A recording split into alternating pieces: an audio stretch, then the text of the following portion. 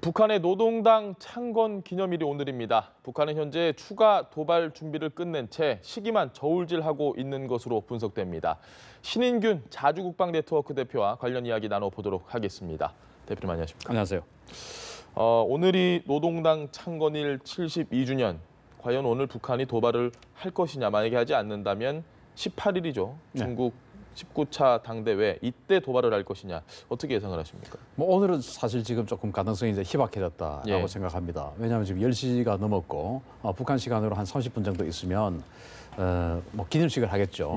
통상적으로 그동안 이제 행사 당일날 도발을 한다 하더라도 이 기념사에 뭔가 어필을 할 수 있는 시간차를 두고, 즉 새벽에 했죠. 그렇게 해서 기념사에 이것이 반영될 수 있도록 했는데, 지금 이제 기념식 직전이기 때문에 오늘은 할 가능성이 조금 떨어졌다라고 생각되고, 이제 18일이 중국 공산당 당대회가 있죠. 그래서 중국을 좀 자극하고 뭔가 어떤 그런 것 때문에 18일까지도 가능성이 있는 거 아니냐, 이렇게 이야기를 하는데요. 저는 그 미국이 어떤 의지를 보여주느냐에 따라서 북한도 조금 다른 방향으로 나올 수 있다. 왜냐하면 15일 날 미국의 로널드 레이건 항공모함이 우리나라로 들어와서 16일부터 한국 해군하고 합동 기동훈련을 합니다. 하는데 만약에 북한이 이번에 그 18일 전에 어떤 그 미사일 같은 전략 도발을 하게 된다면 미국의 이 항공모함 전단이 기존에 계획되었던 A 플랜은 울릉도 지역쯤까지 북상을 해서 한국 해군하고 합동 기동훈련, 전투기 2차 공격 훈련 이런 걸 하게끔 되어 있지 않겠습니까?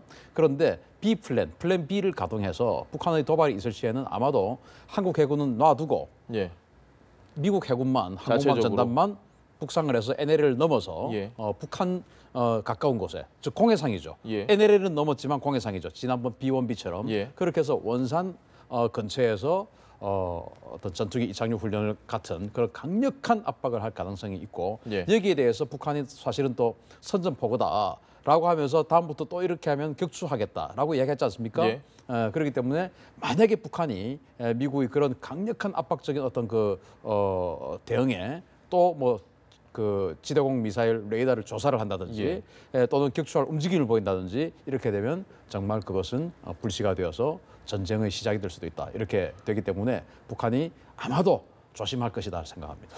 그 대표님 말씀을 들어보면 그러면 15일 정도의 항공전단이 우리나라로 오고 한반도에 도착을 하게 되면 북한이 그때까지는 도발을 안 했다고 할지라도 그걸 빌미로 그 이후에 도발을 할 가능성은 굉장히 높겠네요.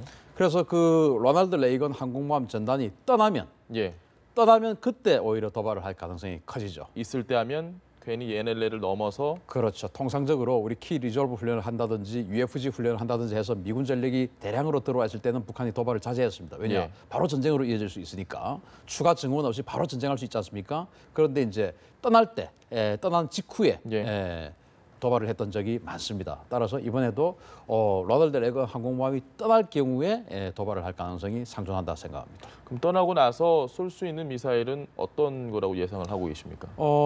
지난번에 이제 유엔 총회 기간 중에 이용호 북한 외무상이 태평양상에 수소폭탄 이야기를 했지 않습니까? 그래서 태평양상에 수소폭탄 하려고 하면은 우리가 알고 있는 화성 14형, 화성 12형은 이제 3,700km까지 날리는 것을 보여주었고, 그래서 화성 14형을 가지고 한 6,000km 이상을 정상각도로 발사해서 뭔가 그 대기권 재진입까지 완벽하게 성공시키는 모습을 보여줄 가능성. 첫 번째. 두 번째는 이제 또 지난번에 미국하고 전쟁 위기를 또 계속 고조를 시키면서 김정은이 어떤 그 작전 벙커에 들어가서 브리핑 받던 사진에서 보면 화성 13이라고 하는 그 북극성 3형이라고 하는 그런 새로운 탄도미사일, 고체 연료 탄도미사일의 그 그림을 보여줬지 않습니까? 그렇죠. 그래서 그 북극성 3형을 가지고 지금 아직까지 한 번도 공개된 적 없지만 그것을 가지고 고체 연료를 가지고도 얼마든지 멀리 날려서 괌 정도는 타격할 수 있다라는 것을 보여줄 가능성도 있다고 봅니다. 그 사정거리가 6,700km 정도면 이제 사실상 괌은 우리가 충분히 마음대로 할 수 있다라는 걸 보여주는 건데. 3,700km. 3,700km. 그러면 미국으로서는 이제 만약에 그런 도발을 한다면 뭔가 더 추가적인 게 있어야 되는데 지금까지는 계속 경제 제재, 안보리 결의, 세컨더리 보이콧, 군사 옵션으로 갈 가능성은 없는 걸까요? 이제 그렇게 되면 지금 그 틸러슨 미국 국무부 장관이 뭐 몇 개의 채널을 가동해서 협상 중에 있다라고 예. 말을 했지 않습니까? 아마도 사실일 겁니다. 사실이기 때문에 김정은도 지난 7일 날 전원회의를 마치고 이야기를 할 때 트럼프 대통령에 대해서 직접적으로 검명을 하지 않고 예. 우회적으로 비판을 했었거든요. 그것은 지금 뭔가 진행되고 있다라는 것을 방증하는 것이고 지금 트럼프 대통령이 계속적으로 뭐 틸러슨이 그렇게 하면 안 된다, 더 세게 나가야 된다. 또 어제는 또 매티스 국방부 장관은 장군들에게 군사적 옵션을 빨리 신속하게 준비하라라는 예. 독려를 한다든지 이런 것들이 다 틸러슨이 전방에서 협상하고 있는 데 대한 힘을 실어주기 위해서 그렇게 한다라고 저는 보거든요. 따라서 김정은이 지금 이제 미국과의 협상이 잘 진행되지 않는다면 도발을 추가로 하겠지만 예. 그 미국과의 협상이 그들의 마음만큼 100%는 아니더라 하더라도 어느 정도 선까지 이렇게 충족이 된다면 도발이 좀 자제될 가능성이 있다라고도 볼 수 있습니다. 이걸 하나 여쭤보고 싶습니다. 어제 그 박원경 교수님 나오셔서 네. 군사 옵션에 대한 이야기를 저희가 좀 했는데 해상봉쇄 카드, 김정은 암살, 그러니까 지도부를 무력화시키는 카드, 그다음에 미사일 기지를 핵심 타격하는 카드. 사실 이 세 가지 모두 현실적으로 사용할 가능성이 극히 드물다 이렇게 이야기를 하시더라고요. 대표님 생각은 어떠십니까? 저는 현실적으로 사용할 수도 있다라고 생각을 하고 예. 미국은 그럴 수 있는 준비는 사실은 상당 부분 진행이 되어 있습니다. 따라서 오늘 당장은 아니에요. 또는 일주일 후도 아니에요. 왜냐하면 지금 현재 북한이라는 나라를 군사적으로 북한 사실 굉장한 그 군사 대국이지 않습니까? 예. 북한이라는 나라를 항공모함 전단 한두 척으로 뭔가 해결할 수 있는 건 아니에요. 따라서 지금 현재 로널드 레건 항공모함 15일 들어오고 그리고 시어도 루즈벨트 항공모함이 지금 서태평양으로 오고 있고 예. 그런데 나머지 두 척의 항공모함이 있는데 지금 이제 예유가 있는 항공모함이 미국의 항공모함 10척이 있지만 예유는 다 없어요. 그중에서 예유 있는 항공모함이 존 C 스테니츠하고 칼빈슨 항공모함. 예. 칼빈슨은 지금 미국에서 샌디에고에서 계속 행사 중에 있어요. 뭐 함정 방문 행사. 그런데 이제 존 C 스테니츠라고 하는 항공모함이 시애틀에서 지금 모든 작전 출발 준비 태세를 다 마치고 대기하고 있습니다. 예. 그래서 이 시어도 존 C 스테니츠까지 만약에 서태평양으로 오는 상황이 되면 미국이 방금 말씀하신 해상봉쇄는 사실 가장 낮은 단계의 군사 예. 옵션이고 그거 말고 정밀 타격, 핵시설 제거 그리고 참수작전 이 두 가지를 동시에 들어갈 수도 있다고 봅니다. 알겠습니다. 북한 인사 이야기를 저희가 좀 해볼 텐데 당 인사들을 대폭 물갈이하고 뭐 김여정에 대한 존재도 이제 우리나라 사람들이 상당히 많이 알게 됐고 중앙 경축 대회에서 주석단에 앉았던 여러 간부들을 불렀습니다. 근데 한 5명을 부를 때 눈에 띄는 건 최룡해와 황병서의 위치가 바뀌었습니다. 지난번과. 예. 요걸 좀 시청자분들에게 설명을 좀 해드려야 될 것 같아요. 정치국 상무위원들이죠. 예. 가장 북한에서 가장 그 인정받는 그런 사람들인데 첫 번째가 이제 김영남을 불렀고 그 다음에 최룡해를 불렀습니다. 예. 원래 그 전에는 최룡해는 가장 마지막 순서로 불렀는데 황병서하고 위치가 바뀌었죠. 예. 다른 사람 그대로고 박봉주는 그대로인데 황병서와 최룡해의 위치가 바뀌었어요. 예. 왜냐하면 최룡해가 원래 황병서가 지금 가지고 있는 인민군 총정치국장의 직전 선임자예요.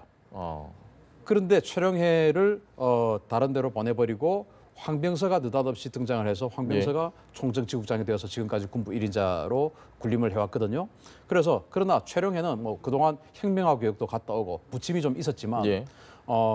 결국은 지금 이번에 제기를 한 것이 8개의 직책을 가지고 있다는 거 아니겠습니까? 예.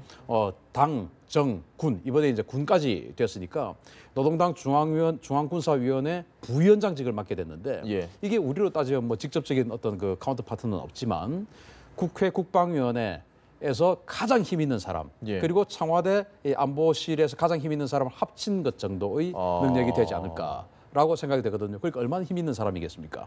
따라서 이 국회 국방위원회가 어떤 데입니까? 국방부를 견제하는 것 아니겠습니까? 그래서 황병서를 견제하는 역할을 하는 것이고 그리고 기존에 가지고 있던 당과 내각에 대한 어떤 지도 권한도 다 가지고 있고 또 이번에 부상이 됐다고 하지 않습니까? 예. 어느 부장인지 밝혀지지 않았지만 부장이 되었다고 하는 것은 혹시 그 행정부장이나 이런 것이 되었다면은 공안기관들 인민 보안성이나 이런 공안기관들 전부 또 관리 감독하는 엄청난 사법 예. 권력을 가지게 되는 것이고 조직 지도 부장이 되었다면 이건 뭐 인사권을 다 가지게 되는 거니까 그야말로 북한의 최고 2인자가 됐다는 것이고 지금 이번 인사의 특징을 보면 저는 중국 공산당이 보면 태자방이라고 있습니다. 예. 아주 그 유력 정치인들의 2세들로 이루어진 지금 뭐 시진핑 같은 이제 저런 사람들로 이루어진 다시 2세 정치가 지금 시작된 거예요. 예. 김여정도 어쩌면 2세 정치인 아니겠습니까? 김여정. 그리고 최룡해도 빨치산 출신의 최현의 아들이죠. 그리고 리영호 외무상도 마찬가지로 자기 아버지가 조직지도부 부부장이었어요. 예. 그리고 이제 최휘 이번에 사실은 뭐 지난번에 베이징에서 그 모란봉 악당 공연 갔다가 이제 예. 철수한 이후로 좀 좌천 인사를 받아서 함경북도로 가 있었다가 지금 다시 이제 중앙으로 복귀를 했는데 최휘 같은 경우도 자기 아버지가 건설상이었어요. 예. 그래서 자기가 어릴 때부터 뭔가 조금 어떤 그 심리적 교감을 느낄 수 있는 그런 사실 북한은 사회주의 체제에서 평등한 국가라 해야 되는데 예. 실제로는 귀족들인 이런 2세 정치인들을 등용해서 자기 친정 체제를 굳힌 그런 상황이 아닌가 생각합니다. 미들맨들을 다 주변에 포진을 시킨 것 같은데 네. 결국 가장 관심이 많이 가는 건 역시 피부치입니다. 그렇습니다. 김여정 여동생인데 이 김여정에 대해서 미국 언론들은 혹시 유고시에 뭐 잠재적인 후계자로 이미 지금 작업이 들어가는 게 아니냐라는 예측까지 하고 있는데 이에 대해서는 어떻게 보십니까? 저는 그럴 가능성은 조금 적다고 봅니다. 예. 왜냐하면 만약에 그 유고시에 김여정을 어떤 그 대타 카드로 쓰기 위해서 지금 뭐 작업에 들어갔다. 예. 그러면 북한을 움직이는 사람은 김정은이 아니고 다른 사람이 있다는 겁니다. 그렇지 않겠습니까? 김정은이 자기를 대신할 수 있는 카드를 자기가 스스로 만든다? 집권한 지 지금 5년도 안 되는데 이거는 저는 있을 수 없는 일이다. 예. 그것은 총력전에서 벗어나는 거예요. 내가 아니면 우리는 망한다라는 어떤 그런 것을 자기 주변인들에게 보여줘야 지금 미국과의 결전을 앞두고 예. 그 결전이 뭐 좋은 방향으로 가든 나쁜 방향으로 가서 정말로 전쟁을 하든 어쨌든 미국과의 결전을 앞두고 있는데 내가 죽어도 괜찮아 국가는 굴러갈 수 있어 라는 것을 만든다면 자기는 없는 것이죠. 그래서 만약에 이렇게 됐다면 북한을 움직이는 세력은 김정은이 아니고 다른 사람이 조정자가 있다라는 것이 되기 때문에 저는 그것은 가능성이 좀 적다고. 이 언론이 흔들기라고 해석을 할 수 흔들기라고 있겠네요. 볼 수 있죠. 알겠습니다. 이 이야기를 저희가 오늘 꼭 해야 될 것 같습니다. 이철희 의원이 지금 국방부로부터 자료를 받은 거에 따르면 이게 지난 여름에 한번 얘기가 나왔었던 것 같습니다. 네. 상당 부분의 데이터가 해킹이 됐고 빠져나갔는데 아마 북한인으로 추정이 된다. 그런데 그 당시에는 어느 정도의 양인지 어떤 내용인지 잘 몰랐는데 이번에 나온 걸 보니까 상당합니다. 235GB 기밀도 엄청난데 설명을 좀 해주시죠. 저는 오늘 아침에 그 기사를 보고 사실은 손이 부들부들 떨렸습니다. 예. 지금까지도 흥분을 감출 수가 없어요.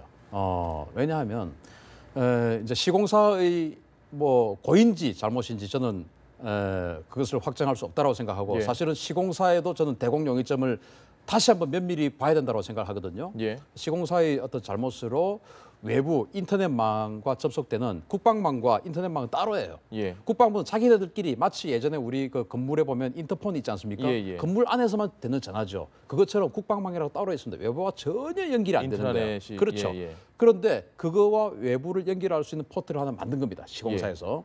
그것을 통해서 나중에 다 빠져나간 겁니다. 다 빠져나갔는데 아주 오랫동안 다 빠져나갔죠. 그러면은 아까 말씀하신 것처럼 200GB 이상이 문서가 빠져나갔다면 우리 문서 작업 아무리 해봐야 1메가도 안 되지 않습니까? 예, 예. 그럴 정도로 문서라는 게 아주 그 작은 분량인데 이게 200GB 이상이 빠져나갔다면 대한민국 군에 존재하는 문서는 다 갔다고 봐야 됩니다. 예. 그 아주 오랫동안 또 북한의 사이버 인력이 얼마나 됩니까? 그런데 군에서 당시에 뭐라고 했습니까?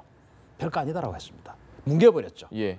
자, 그런데 여기에 보면 작게 5027 우리 전면전 계획이죠. 또 작게 5015 지금 우리 합참이 주도가 돼서 김정은에 대한 참수작전을 비롯한 선제 공격 카드가 들어있는 새로운 작전 계획입니다. 예.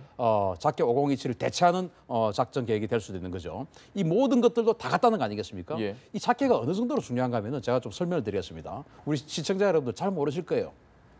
예를 들면 전쟁을 시작합니다. 그러면 뭐 우리 전방에 얼마나 많은 육군 부대들이 있겠어요. 예. 거기에서 예를 들어서 A라는 포대가 있을 겁니다. 무슨 사단, 무슨 연대, 무슨 포대가 있을 거 아니에요. 예. 포병 6대, K9 자주포 6대, 이 포대까지도 이 포대는 만약에 전쟁이 개시하면 첫 번째 사격을 어디로 해?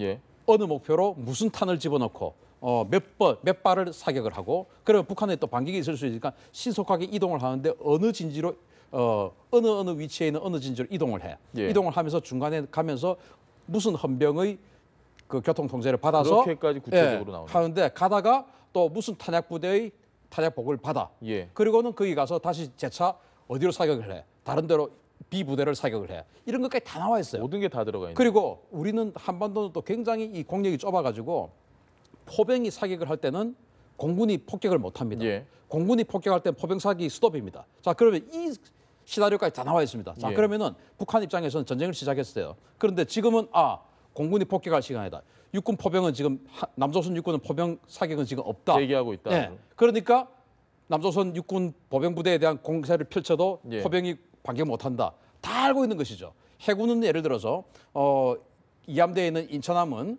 개정과 동시에 무슨 탄을 그 현무3 예. 미사일에 무슨 탄을 싣고 해주에 있는 북한 해군 기지를 어떤 식으로 공격을 해. 모든 것이 다 나와 있거든요. 예. 이것을 갖다가 다 뺏겼는데 이것이 별거 아니다. 지금 육사단에 병사 한 명이 사격으로 인해서 오인 사격으로 인해서 지금 그 실수로 인해서 사망했지 않습니까? 그로 인해서 사단장까지 다 처벌받는 거 아니겠습니까? 예.